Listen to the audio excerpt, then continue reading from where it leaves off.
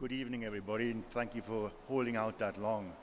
So I could say Kya hal hai to everybody here, and but with my Punjabi isn't as good as it used to be, and I grew up in, you forgot to say one thing, I did actually, as a child, spend 8 years in Chandigarh in the Punjab. So India is not a strange country to me, and I've got quite a strong affinity to India. I was asked to give you a quick speech here in regard to technologies for a better world. And of course, when you have to give a speech like that, who do you ask first? I ask my children, of course, of whom two still live at home because they're still at school. And when I asked them what they would do, what they would consider technologies for a better world, the answers I received were, of course, very, very subjective. And completely, as they spoke to themselves, to make their own lives better. It was like invent a robot that makes my bed, empties the dishwasher, does my homework, and a machine that allows me to teleport. These are just a few of the examples they came up with. But this is it. I think all is very subjective and egocentric. We all have to be. And that is what has driven mankind's innovations, and many of them for a better world indeed. A world we want to live in, and a world we want to be part of. Allow me just to go back a few years in time and tell you a short history. In the early 70s, and to some of you who were born in the 2000s, I mean, this is really ancient history. I once was on a tour in remote Scotland and staying at youth hostels. And there I met a guy from the United States whose great-grandfather had died at the age of 102. He had grown up riding as a shotgun guard at the age of 14 in 1885 on stagecoaches for Wells Fargo. He saw the invention of the electric light, the telephone, the automobile, the aeroplane. He saw the horrific wars. He saw the first men in space, and then in 1969, the landing on the moon. He then decided he had seen it all and died in peace. I thought that such an experience like this would never ever occur again, and how wrong I was, and how wrong when we look back think so. I've gone through the whole range of inventions in my lifetime that saved and changed the style of life on this earth. I started off in university with computers with punch cards. It's a laughing stock. When I told my children about I had floppies or floppy disks, they laughed their heads off and said, "What's this? You're ancient, man." Then came tapes. Then the fax machine. Who does anyone of you remember a fax machine or what a fax machine is? You say, scan it and send it to me or take a picture of it. And my children, then came the video conferences. I can still remember an industry when we had to pay hundreds of thousands of dollars to set up video conference rooms so we could communicate with India, with China. And most of the time, basically the guy was speaking to you, it was lacking the voice, or the picture was three minutes behind the voice, or basically standstill. And half the time it didn't work anyhow. And my children, and most of you, have inherited technologies unthinkable 25 years ago. And you will carry forward innovations and technologies that will change the surface of this earth. We must encourage innovators to use their innovative and intellectual power in ways to improve the world. And where do I personally see technologies for a better world? I went through it, and here are my ideas. Firstly, technologies for a clean and safe environment. You've seen it before. We talked about clean water, safe environments. We need to list all the possibilities, of course, I think would just basically be mind-shattering tonight and would be a never-ending story. I would like to mention recycling technologies, including robots that work on seabeds and ocean surface, cleaning up the mess we dumped there.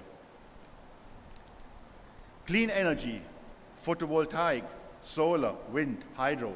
We all do want to have clean energy, no smog, no coal power plants, no nuclear power plants, because there the waste is a huge problem. And we should not forget Sellafields, Harrisburg, Chernobyl, and latest of all was Fukushima. But we do not want to pay more for it. And let's be honest, why should we? Why should we be punished and pay a higher price for clean energy? I think the reverse should be the case, and maybe one day it will be so. One should have to pay more for dirty energy, and this would really change the paradigm considerably. Then there's e-mobility, and I think that KPIT is working in the right direction in that field and is leading in the field in some areas there. Vertical farmhouses. These are skyscrapers that, due to the increasing urbanization of our societies, can be utilized for cleaning the air in urban areas while using very, very little basic space at the same time and provide fresh food for the population living in the surrounding area. Secondly, lifestyle. Now, with this, of course, I do not mean fashion, or holiday making at a lovely beach or finding oneself in Nepal or an ashram. Now, being here in Pune, I think the ashram will come closest to it. No, what I mean is education in all varieties and variations, open and free to everyone without any bias to color, creed, religion, and nationality, to be able to learn and to have the means to pass it on to others. Medical care, computerized medicine, medical diagnosis. This includes the data processing and data storage of millions of patients worldwide, comparisons of sickness and cures, and thus finding the best possible cure, using massive amounts of data to be analyzed through specific software to help determine early and best treatment in any part on our planet. Equipment, data, hardware that enables handicapped people to see, feel, smell, hear, and to participate in our society.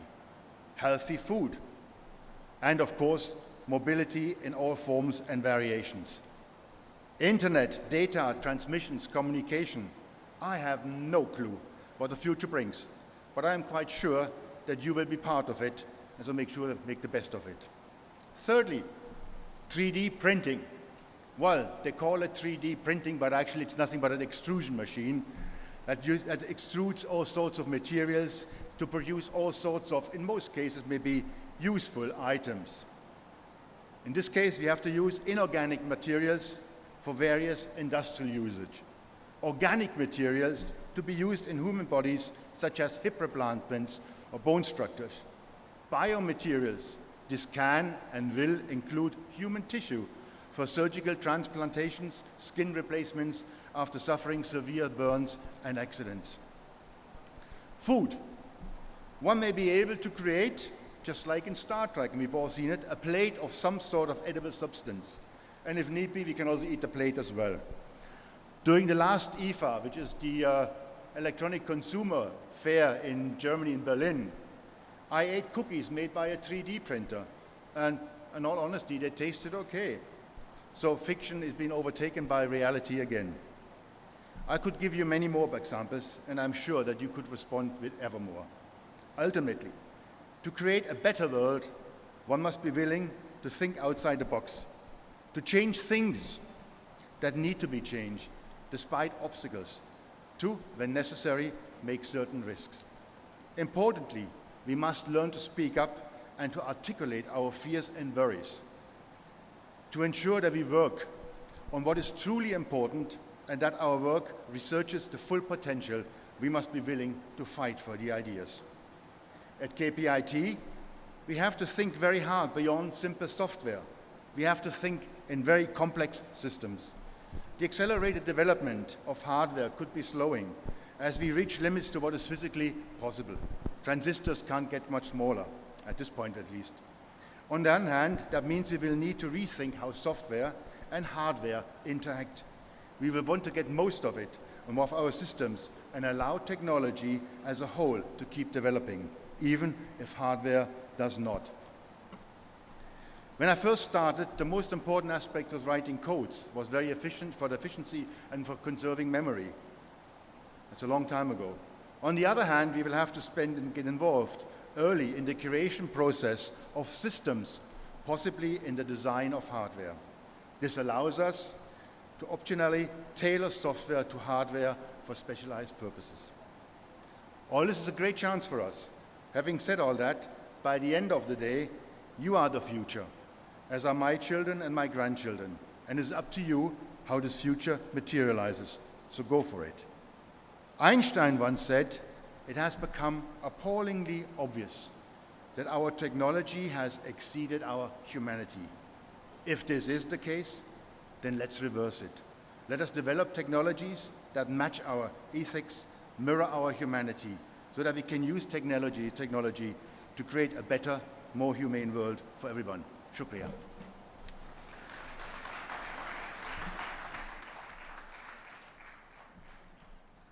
Questions? I don't think so. If there are, I gladly answer them. There was one, or you just take the arm away?